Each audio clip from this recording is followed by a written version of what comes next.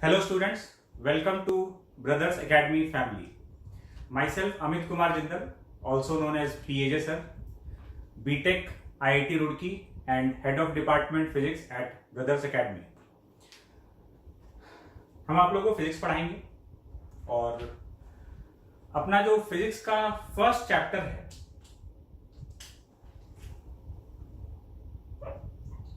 वो है वेक्टर्स। पहला चैप्टर है फिजिक्स का वेक्टर्स।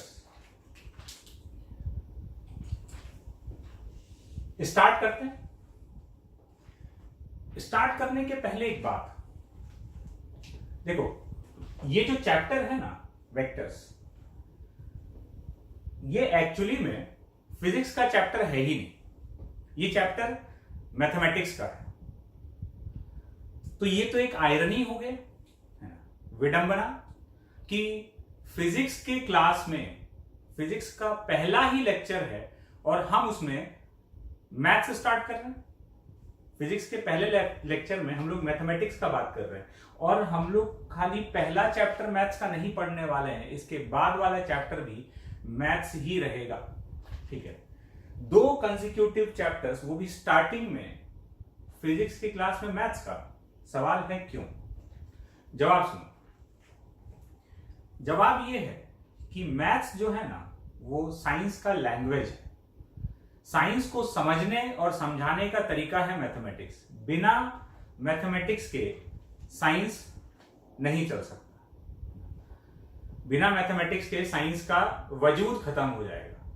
इसीलिए जब भी जो भी कोई साइंस पढ़ रहा है उसको साइंस पढ़ने के लिए, साइंस जब हम बोल रहे हैं तो इसमें बेसिकली मेरा मतलब है फिजिक्स और केमिस्ट्री से। फिजिक्स और केमिस्ट्री, बायोलॉजी के लिए मैथ्स उतना जरूरी नहीं है, बायोलॉजी सब्जेक्ट पढ़ने के लिए, लेकिन फिजिक्स और केमिस्ट्री पढ़ने के लिए मैथमेटिक्स बहुत जरूरी है। उसमें भी फिजिक्स पढ़ने के लिए मैथमेटिक्स बहुत जरूरी है। तो ऐसा नहीं कि पूरा दुनिया भर का मैथमेटिक्स, कुछ पार्ट जो उसमें यूज आता है, ठीक है, उतना हम लोग को जानना जरूरी है।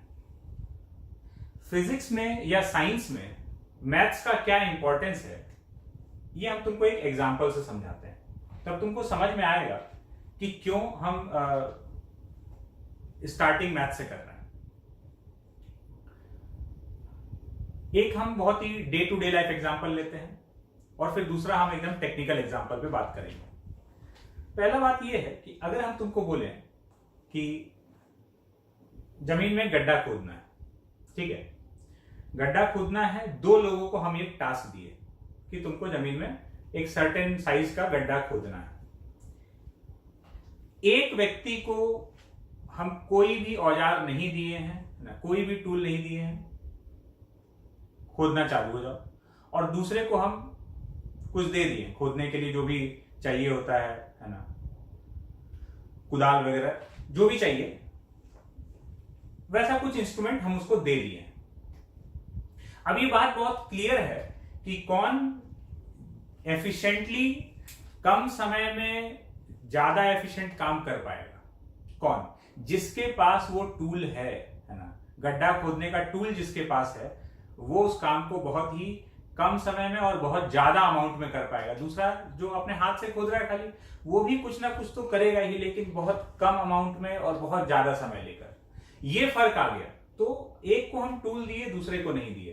तो साइंस को पढ़ने के लिए, साइंस के डेप्थ में जाने के लिए जो टूल चाहिए वो मैथमेटिक्स है। वो टूल नहीं होगा तो नहीं आगे बढ़ पाओगे। दूसरा बात, ये तो एक डे टू डे लाइफ वाला एग्जांपल हो। दूसरा बात ऐसे समझो, मान लो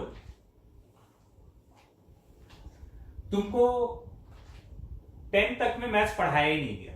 तुम मैथ्स जो पढ़े ना, तुम हर साल कुछ मैथ्स में नया सीखे। सबसे पहले तुमको एकदम स्टार्टिंग में, जब तुम एकदम छोटे मोटे बच्चे हुआ, तो छोटे छोटे बच्चे हुआ करते थे, तो तुमको पहले नंबर सिखाया गया, 1 2 3 4, है ना, काउंटिंग सिखाया गया। फिर धीरे धीरे धीरे आगे बढ़े तो एडिशन आया, सब्ट्रैक्शन आया, फिर मल्टीप्लिकेशन आया, डिवीजन आया, उसमें भी फिर डेसिमल वाला नंबर अलग से आया, और धीरे धीरे आगे बढ़े, फिर कभी ना कभी तुम अपने जीवन में क्वाड्रेटिक इक्वेशन सॉल्व करना सीखे होगे, फिर तुम इक्वेशन इन 2 वेरिएबल्स की x + y = 5, x - 2y = 3, तो बताओ कि x और y कितना है। ये सब ग्रेजुअली हर क्लास में तुम्हारे मैथ्स के नॉलेज में कुछ नया ऐड होते जा रहा था। ठीक है, तो 10 तक तुम काफी कुछ, ज्योमेट्री तुम सीखे है ना, सर्कल, ट्राइंगल, क्वाड्रिलेटरल, इन सब के बारे में, इन सब का प्रॉपर्टीज क्या होता है, ये सब बहुत कुछ सीखे। मान लो हम इस नॉलेज को एकदम से 0 कर देते हैं कि तुमको ये कुछ तुम सीखे ही नहीं, तुम्हारे सब्जेक्ट में, तुम्हारे सिलेबस में मैथ्स होता ही नहीं है ना। एक अजम्पशन मानकर चलते हैं कि अगर ये नहीं है, हम तुमको साइंस में मैथ्स का इंपॉर्टेंस समझा देते हैं, तो अगर तुम्हारे जीवन में मैथ्स है ही नहीं, समझ लो, मतलब नहीं है, मतलब तुमको एडिशन, सब्ट्रैक्शन, मल्टीप्लिकेशन, डिवीजन कुछ भी नहीं आता है, ठीक है, और अब हम लोग साइंस पढ़ रहे हैं। देखना, ये इक्वेशन तुम लोग देखे होंगे, F = ma, है ना, न्यूटन का इक्वेशन है ये, न्यूटन सेकंड लॉ इसको बोला जाता है। फोर्स = मास × एक्सेलरेशन, ये भी देखे होंगे, V = u + at, है ना, मोशन वाले चैप्टर में इसको पढ़ते हैं हम लोग, 9th क्लास में ये आता है। फर्स्ट इक्वेशन ऑफ मोशन है ये, ऐसा कुछ इक्वेशन तुम लोग पढ़े हो, साइंस का पार्ट है। अब हम क्या किए, तुमको बोले देखो हम लोग को एक कैलकुलेशन करना है, ये मास जो है ना इसका 2 kg है और एक्सेलरेशन जो है वो 4 मीटर/सेकंड स्क्वायर है, बता दो तो फोर्स कितना होगा। बता सकते हो क्या फोर्स कितना होगा? तुम बोलोगे कि हाँ बता सकते हैं, इसमें क्या है, लेकिन मेरा एक बात दिमाग में रखना, हम क्या बोले हैं, तुमको मल्टीप्लिकेशन, डिवीजन, एडिशन, सब्ट्रैक्शन कुछ नहीं आता है। अब तुम बैठ गए, इतना सिंपल चीज होती, सिंपल कब, जब तुमको मल्टीप्लिकेशन आता, जब तुमको कैलकुलेशन आता। अब तुमको मैथमेटिकल कैलकुलेशन नहीं आता तो तुम्हारे लिए काला अक्षर भैंस बराबर हो रखा है यहाँ पर, तुम कुछ नहीं कर पाओगे यहाँ पर, तुम नहीं ला सकते फोर्स का वैल्यू। हम एक बहुत सिंपल सा बात किए थे यहाँ पे, नहीं आ सकता। क्यों? क्योंकि इसको करने के लिए जो टूल चाहिए वो हमको नहीं आता। बस यही बात यहाँ पर बताता है कि साइंस में मैथ्स का इंपॉर्टेंस क्या है। सिमिलरली यहाँ पे इस इक्वेशन में कुछ दे देगा, कुछ पूछ लेगा, लेकिन वो तुम तभी बता पाओगे जब तुमको कैलकुलेशन आता होगा, बचपन में मैथ्स पढ़े होगे। बात समझ में आया? तो 10 तक तुम काफी कुछ मैथ्स में पढ़े, लेकिन जब हम लोग 11th और 12th में अब साइंस जो पढ़ने वाले हैं, जो फिजिक्स पढ़ने वाले हैं, उसको पढ़ने के लिए कुछ एक्स्ट्रा मैथमेटिक्स का रिक्वायरमेंट है। ठीक है, 10th तक जो पढ़े हैं वो तो यूज होगा ही, 10th के अलावा जो मैथमेटिक्स है उसका कुछ रिक्वायरमेंट है। ठीक है, और उस रिक्वायरमेंट के लिए हम लोग मैथ्स के भरोसे नहीं बैठे हैं। मतलब मैथ्स के भरोसे मतलब कि हमको उसके लिए हमको मैथमेटिक्स अलग से पढ़ना होगा, नहीं, क्योंकि हम लोग को फिजिक्स में उसका जरूरत पड़ेगा तो हम उसको फिजिक्स में ही डाल लेते हैं। तो हम स्टार्ट ही उस मैथमेटिक्स वाले पोर्शन से कर रहे हैं। आगे जो 2 साल का जो सिलेबस है उसमें पढ़ने के लिए जहां जहां हमको जिस जिस प्रकार का नया मैथमेटिक्स का जरूरत पड़ेगा उन सबको हम लोग इन 2 चैप्टर में इंक्लूड कर लेंगे, वेक्टर और इसके बाद वाला चैप्टर कैलकुलस। पहला दोनों चैप्टर मैथमेटिक्स का रहेगा, तो वो सारा जरूरत है। वेक्टर बहुत बड़ा चैप्टर होगा, मैथमेटिक्स में अगर कोई वेक्टर पढ़ेगा तो वो बहुत बड़ा चैप्टर हो सकता है। हम लोग इसमें उतना ही बात करने वाले हैं जितने का अपने को रिक्वायरमेंट है। ठीक है, जिससे कि हम लोग फिजिक्स में अपना काम नहीं अटके, फिजिक्स हम लोग समझ पाए। तो जितना भी अपने को 2 साल में जरूरत पड़ने वाला है वो सारा चीज मैथमेटिक्स का, वो सारा बात हम लोग यहाँ पर पढ़ लेंगे, है ना, ताकि हमको फिर दिक्कत नहीं हो कहीं भी वो चीज आए तो। इसलिए पहला 2 चैप्टर मैथमेटिक्स का है, ताकि फिजिक्स का जो रास्ता है उधर एकदम स्मूथ हो जाए, आसान हो जाए। तो स्टार्ट करते हैं हम लोग वेक्टर्स। वेक्टर है क्या चीज? तो वेक्टर हम लोग 10th क्लास तक हम लोग वेक्टर का नाम सुन चुके होते हैं कि वेक्टर क्या है। तो वेक्टर एक ऐसा क्वांटिटी है जिसके पास मैग्नीट्यूड भी है और डायरेक्शन भी है। स्केलर एक ऐसा क्वांटिटी है जिसके पास सिर्फ मैग्नीट्यूड है। ऐसा हम लोग सुने पढ़े होते हैं 10th क्लास तक, लेकिन ये बात पूरी तरह से कंप्लीट नहीं है। हम वेक्टर का डेफिनेशन लिख रहे हैं, ठीक है, और फिर उस डेफिनेशन को समझते हैं।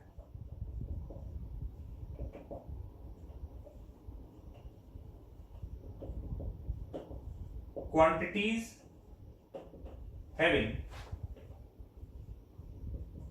both magnitude and direction and follow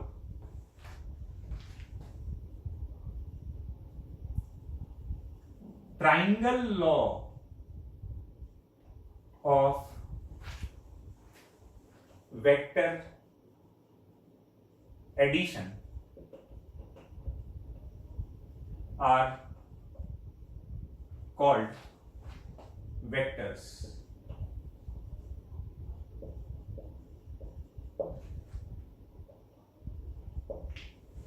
Quantities having both magnitude and direction and follow triangle law of vector addition are called vectors. Example: force, velocity, displacement, और भी ऐसा बहुत सारा एग्जाम्पल हो सकता है। ये कुछ एग्जाम्पल हम लिखे। तो क्या है वेक्टर? ऐसा क्वांटिटी जिसके पास मैग्नीट्यूड भी है, डायरेक्शन भी है, और मैग्नीट्यूड और डायरेक्शन होने के साथ वो triangle law of vector addition follow करता है। Triangle law of vector addition follow करता है, उसको हम लोग वेक्टर बोलते हैं, ठीक है। अब ये डेफिनेशन सुनते ही, फोर्स का स्पेलिंग यहां गलत लिखा हुआ है, इसको सुनते ही एक बात दिमाग में आता है कि ये triangle law of vector addition है क्या चीज। हम लोग तो पढ़े थे वेक्टर ऐसा क्वांटिटी जिसके पास मैग्नीट्यूड और डायरेक्शन हो। नहीं, इतना होना सफिशिएंट नहीं है। Triangle law of vector addition follow करेगा, उसको हम लोग वेक्टर बोलेंगे। अभी triangle law of vector addition क्या है, इस पर हम लोग जब आगे चलेंगे तब आगे आएंगे इस पर कि what is triangle law of vector addition. But फिलहाल ये वेक्टर का डेफिनेशन है। कोई हमसे पूछेगा कि वेक्टर क्या होता है, तो हम लोग ऐसे बोल देंगे कि भाई जिसके पास मैग्नीट्यूड हो, डायरेक्शन हो, और वो triangle law of vector addition follow करता हो। Triangle law of vector addition क्या है पता नहीं, आगे पता चल जाएगा जब पता चलना होगा। फिलहाल ये वेक्टर का डेफिनेशन है। लेकिन अगर हम तुमको ये बोले कि triangle law of vector addition तुम जानते हो, तुम triangle law of vector addition जानते हो, तो तुम बोलोगे सर हम तो नाम ही आज पहली बार सुने हैं, या नाम पहले सुने होंगे शायद, 10 तक तो वैसे इसका नाम नहीं आता है ना। कोई गलती से इधर उधर घूमते हुए कोई सुन लिया हो तो अलग बात है, 10 तक के सिलेबस में तो इसका नाम भी नहीं है।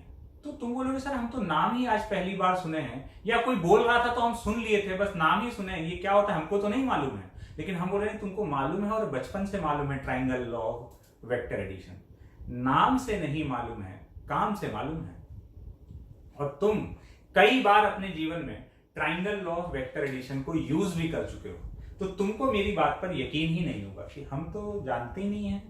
आप बोल रहे हैं यूज कर चुके हैं, बिल्कुल समझते हैं। Triangle law of vector addition वैसे है क्या चीज, है ना, मतलब जरा सा, बाकी डिटेल में तो आगे बात करेंगे। दो वेक्टर को जोड़ने का तरीका है ना, दो वेक्टर को कैसे जोड़ा जाता है। स्केलर तो सीधा 2 + 3 क्या होगा 5। वेक्टर में 2 + 3 5 हो ऐसा जरूरी नहीं है। मतलब वेक्टर में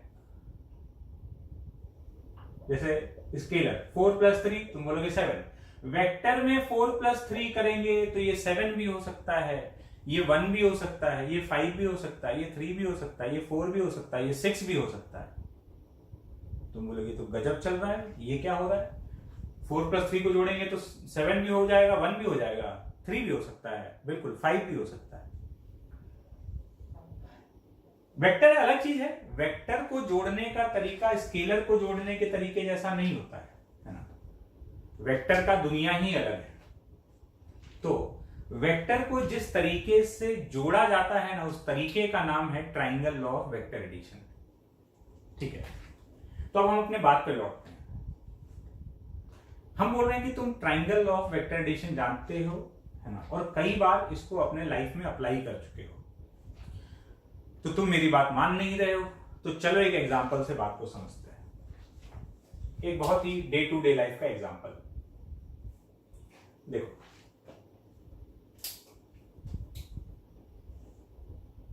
ये है एक घर, ये घर है चिंटू का। ठीक है, किसका घर है? मतलब यहां पर एक बच्चा रहता है, इस बच्चे का नाम है चिंटू।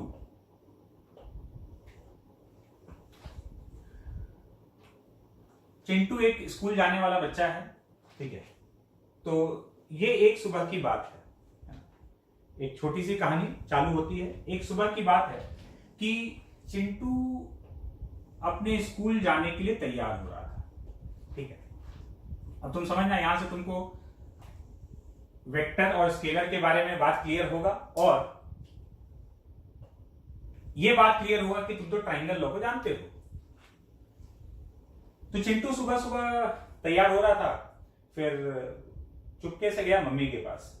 ठीक है, मम्मी को बोला कि मम्मी स्कूल जा रहे हैं, तो कैंटीन में कुछ खाने पीने के लिए कुछ पॉकेट मनी दे दो, है ना, कैंटीन में कुछ खा पी लेंगे, भूख लग जाता है। तो मम्मी बोली कितना चाहिए?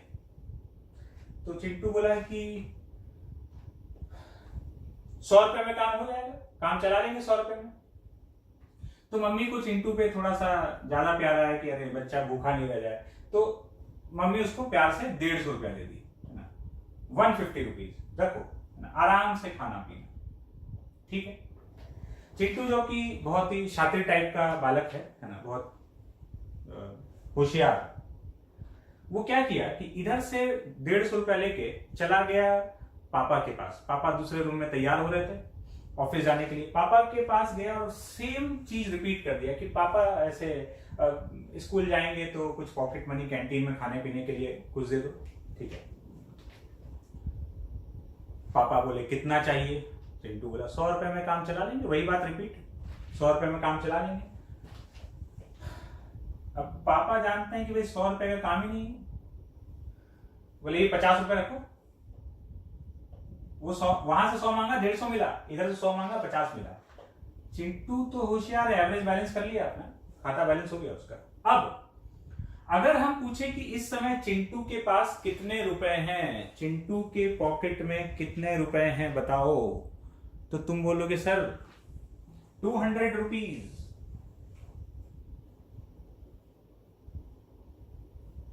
ये स्केलर क्वांटिटी है, रुपया जो है ऐसा स्केलर क्वांटिटी है, सीधा ऐड कर दिए तुम डायरेक्टली 150 प्लस 50। ठीक है, इसके बाद चिंटू ये पैसा लेकर बढ़ा स्कूल की तरफ। उसका स्कूल यहां से, इस जगह से 4 किलोमीटर की दूरी पर है। ये 4 किलोमीटर का डिस्टेंस, 4 किलोमीटर की दूरी पर चिंटू का स्कूल है। चिंटू स्कूल पहुंचा और वहां से अपने दोस्त पिंटू को लिया। ठीक है, स्कूल का गेट कूद के बाहर निकला, दीवार कूद के, और ये दोनों यहां से चले गए सीसीडी, कैफे कॉफी डे, जो कि इसके स्कूल से 3 किलोमीटर इधर है, 3 किलोमीटर यहां पे। दोनों यहां पर पहुंच गए। ठीक है, अब स्कूल वालों ने देखा कि चिंटू और पिंटू गायब हैं, तो स्कूल वाले जो कि बहुत ही जागरूक हैं, इन्होंने तुरंत चिंटू और पिंटू दोनों के घर पे कॉल किया। तो अब हम लोग चिंटू के घर के कॉल के बारे में समझते हैं। यहां से कॉल गया चिंटू के घर पे। चिंटू की मम्मी ने फोन उठाया, ठीक है, और चिंटू की मम्मी और टीचर के बीच का कन्वर्सेशन अब होने वाला है। And that conversation is very technical, क्योंकि चिंटू का जो फैमिली है बहुत ही टेक्निकल फैमिली है ना, बहुत टेक्निकल तरीके से है ना बात करते हैं वो लोग। नॉर्मल लोगों की तरह बात नहीं करते, टेक्निकल बात होता है। कैसे टेक्निकल बात होता है समझना। वहां से फोन आया कि भाई आपका लड़का गायब है,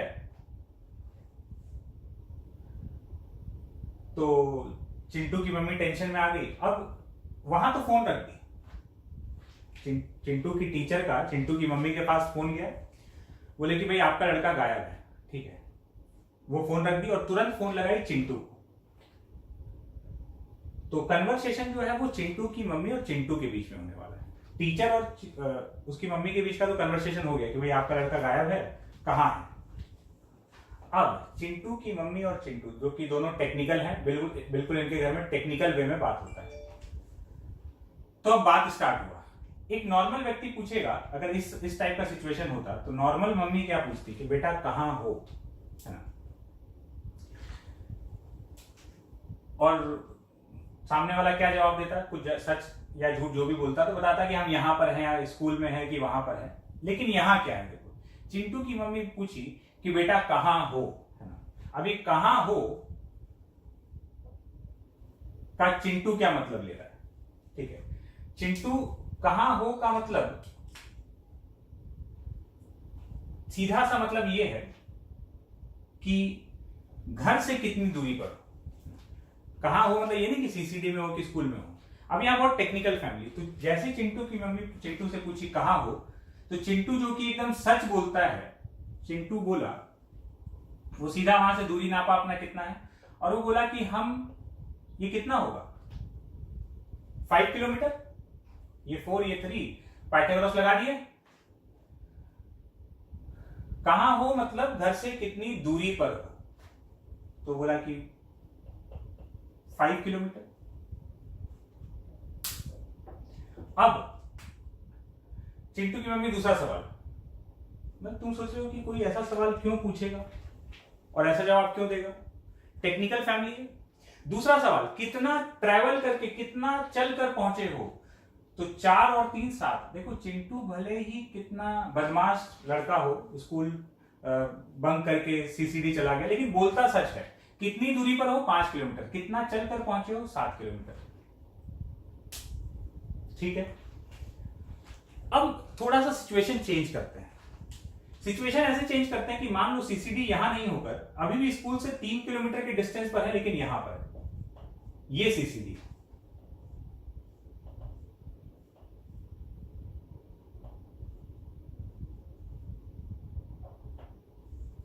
वही सेम क्वेश्चन रिपीटेड। कहां हो, कहां हो मतलब कितनी दूरी पर हो, तो ये 3 किलोमीटर हो गया, तो ये बोलेगा कितना, कितनी दूरी पर है 7 किलोमीटर। कितना ट्रैवल करके पहुंचे हो, कितना चलकर पहुंचे हो, वो आंसर भी 7 किलोमीटर। और सिचुएशन चेंज करते हैं, सीसीडी उधर नहीं होकर अभी भी स्कूल से 3 किलोमीटर के डिस्टेंस पर है, लेकिन इधर है, ये है सीसीडी, इधर 3 किलोमीटर। कहां हो, कहां होगा जवाब क्या आएगा, 1 किलोमीटर के डिस्टेंस पर है। कितना ट्रेवल करके पहुंचे हो, 7 किलोमीटर। अब देखना बात को, अब कंक्लूजन पे पहुंचते हैं। तो अभी चिंटू की मम्मी और चिंटू के बीच जो टेक्निकल टॉक चल रहा था उसका कंक्लूजन,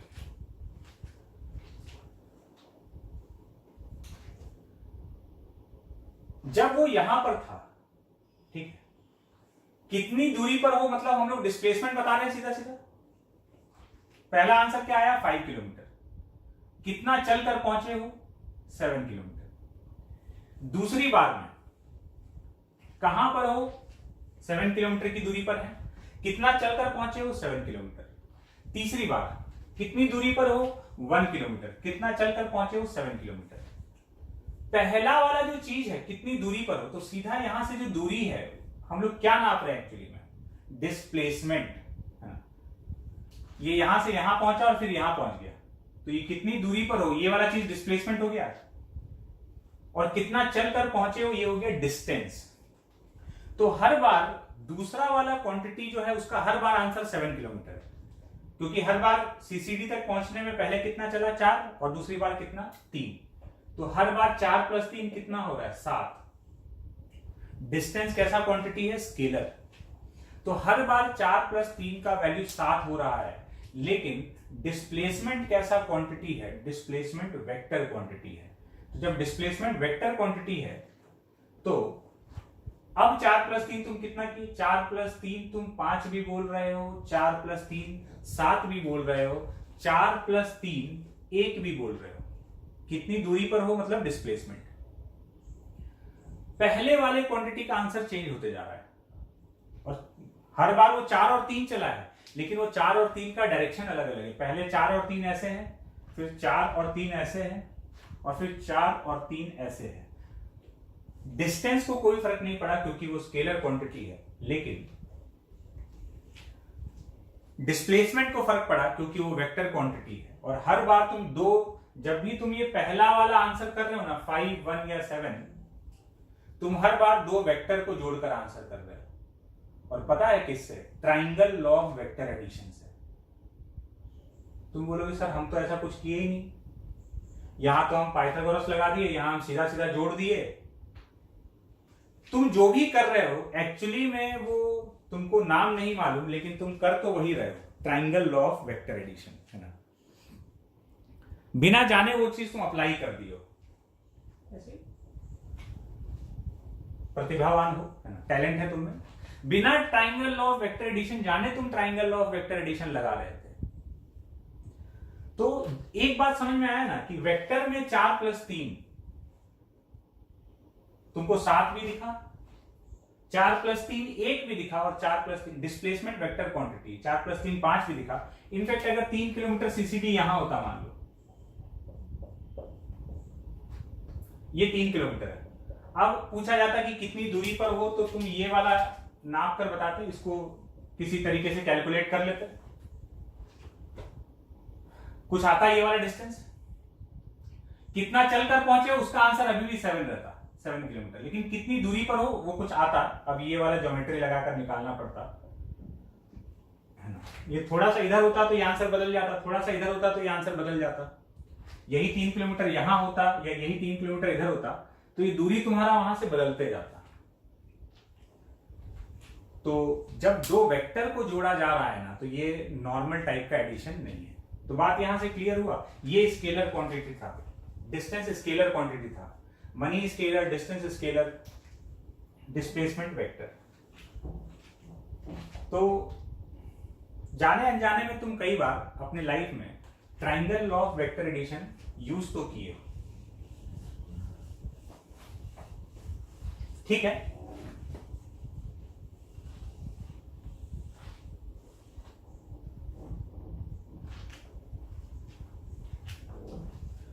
तो इससे एक आइडिया लगा कि हाँ वेक्टर एडिशन जो है वो कुछ अलग टाइप का दुनिया है। इससे कोई तुमको वेक्टर एडिशन नहीं समझा रहे थे हम, वेक्टर एडिशन कैसे करते हैं ये तो अब आगे का बात है। बट एक चीज यहां से दिखा रहे थे कि दो वेक्टर को जोड़ने का तरीका स्केलर को जोड़ने के तरीके जैसा नहीं है।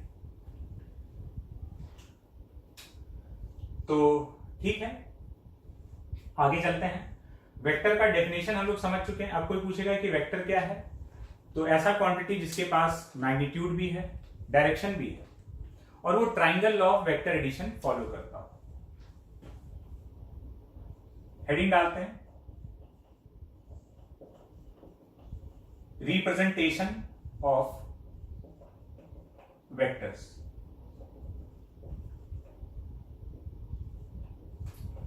वेक्टर्स को रिप्रेजेंट कैसे किया जाता है, ठीक है। रिप्रेजेंटेशन ऑफ वेक्टर्स,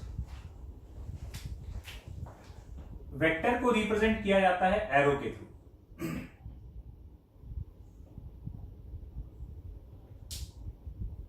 जैसे ये हो गया पॉइंट ए और ये बी, ये एक एरो बना हुआ है, ये जो पॉइंट है इसको बोला जाता है वेक्टर का टेल, और ये वाला जो पॉइंट है इसको बोला जाता है वेक्टर का हेड। वेक्टर को हमेशा एक एरो से रिप्रेजेंट किया जाता है, ठीक है। ये वेक्टर का रिप्रेजेंटेशन हो गया, और ये वेक्टर का टेल और ये वेक्टर का हेड। और वेक्टर का जब नाम लिखते हैं तो हम लोग ऐसे लिखते हैं, इसको हम लोग बोलेंगे ए बी वेक्टर, ठीक है। इस वेक्टर का नाम क्या है? A B vector. किसी भी चीज के ऊपर अगर ऐसा एरो बना रहेगा ना, इसका मतलब यह है कि वो एक वेक्टर है। वेक्टर को अलग से पहचानने के लिए उसके ऊपर एक एरो बना दिया जाता है। तो ये पहचान हो गया कि अच्छा ये एक वेक्टर का नाम है, A B is a vector. और इससे क्या पता चल रहा है? इससे ये पता चल रहा है कि इस नाम में इंफॉर्मेशन है। एक तो एरो लगाने से ये पता चला कि ये वेक्टर है, और दूसरा ये वेक्टर कहां से कहां जा रहा है? ए से बी। ए पर इसका टेल है और बी पर इसका हेड है। ए पर इसका टेल है और बी पर इसका हेड है, ए से बी। अच्छा, ये ऐसा मत करना कि वेक्टर ऐसे है तो तुम ऐसे बना दिए, बस ये एरो खाली इस बात का पहचान है कि ये वेक्टर है। तो ये इसका बहुत ही साइंटिफिक नेम हो गया। इसमें ये इंफॉर्मेशन भी छुपा हुआ है कि ए पर टेल है, ए पर टेल है और बी पर हेड है। अच्छा, जैसे तुम्हारा है ना, दो नाम, लगभग सबका दो नाम होता है ना, लगभग। एक स्कूल वाला ऑफिशियल नेम सुंदर सा है ना, सोफिस्टिकेटेड सा, और एक घर वाला नाम जिसे घर वाले बहुत प्यार से, जब तुम छोटे थे तो प्यार से तुम्हारा एक गोलू मोलू छोटू मोटू जो भी एक नाम रख दिया गया, चिंटू पिंटू है ना, या इसी टाइप का कोई नाम। तुम्हारे सोफिस्टिकेटेड वाले नेम का ही छोटा वर्जन रख दिया गया, ठीक है। तो एक दो नाम होता है, जिससे घर पे बुलाया जाता है, और एक स्कूल वाला। तो वैसे ही वेक्टर को, जैसे तुम इस वेक्टर को ऐसे बोल सकते हो, कोई बोल देगा कि हम इसको ए वेक्टर बोल देते, तो इसी को ऐसे बोला जा सकता है वेक्टर ए, या कोई इसको बी नाम, कुछ भी ऐसा नाम दे दिया, इसको सी वेक्टर बोल दिया, एल वेक्टर बोल दिया, कोई भी एक नाम दे दिया, तो ये ए वेक्टर। इस वेक्टर को ये बोल दे तो ये ए वेक्टर हो गया, ठीक है। इसमें कोई इंफॉर्मेशन नहीं छुपा हुआ, इससे खाली इतना पता चल रहा है कि ये एक वेक्टर है। इसका हेड कहां पर है, टेल कहां पर है, ये नहीं पता लग रहा। इस तरह से नेमिंग करने से ये पता लगता है कि इसका पॉइंट ए पर इसका टेल है और बी पर इसका हेड है। अब ठीक है, ये तो इसके नाम के बारे में बात हो गई।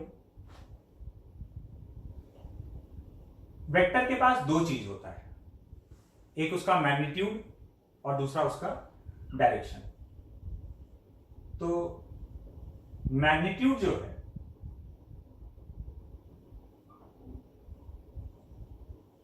लेंथ ऑफ द एरो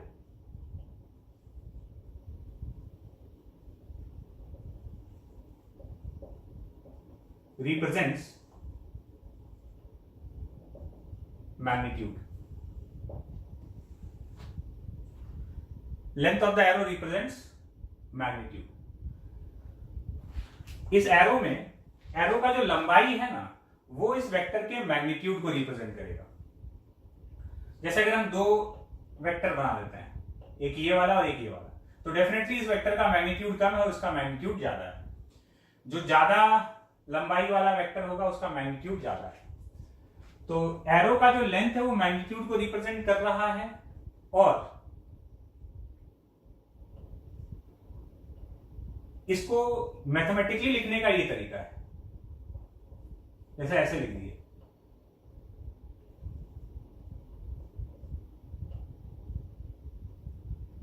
ये मॉड का साइन लगा दिए ना, ये वाला साइन मॉड का साइन होता है। तो अगर मॉड का साइन ऐसे लगा दिए तो अब इसको हम लोग पढ़ेंगे, this is magnitude of A, this is magnitude of vector A. ये तो वेक्टर ए हो गया, और अगर मॉड लगा देंगे तो ये वेक्टर ए का magnitude, this is magnitude of vector A. इसको इस तरीके से भी लिखा जाता है। तुम एरो मत लगाओ तो तुमको मॉड भी लगाने का जरूरत नहीं है, खाली ए लिख देंगे तब भी ये मैग्नीट्यूड ऑफ ए लिखा हुआ है, या फिर एरो लगाकर मॉड लगा दें, तो ये किसी भी वे में इसको ऐसे लिखा जा सकता है। ठीक है, ये हो गया इसका मैग्नीट्यूड लिखने का तरीका, और एरो का जो लंबाई है वो उसके मैग्नीट्यूड को रिप्रेजेंट कर रहा है।